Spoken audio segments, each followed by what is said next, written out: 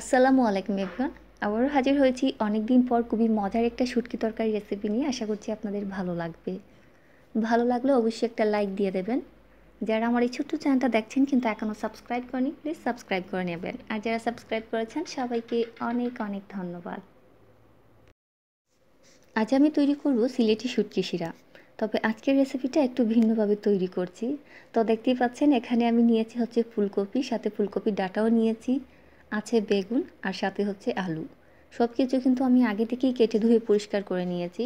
এখানে নিয়েছি শুটকি, তারপর হচ্ছে পেঁয়াজ, রসুন। যেহেতু এই শুটকিগুলোতে প্রচুর কাটা থাকে ওই জন্য আমি ব্লেন্ডারে পেস্ট করে নিচ্ছি। তো সাথে কিছু কাঁচামরিচও দিয়েছি।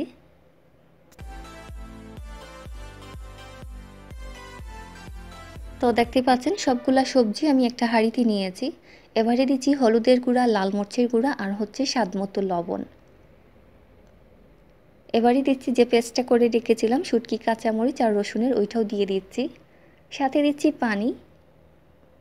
যেহেতু শুটকি শিরা, শিরা মানে ঝোল, তো একটু বেশি করে পানি দিচ্ছি।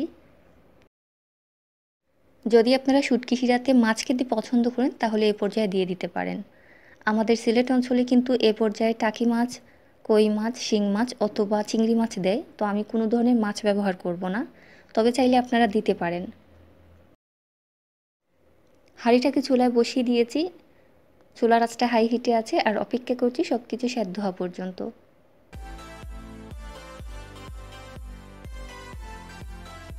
ফিরে এলাম সব কিছু সেদ্ধ হওয়ার পর। এ পর্যায়ে দিয়ে দিচ্ছি ধনিয়া পাতা, দিয়ে নামিয়ে নিচ্ছি।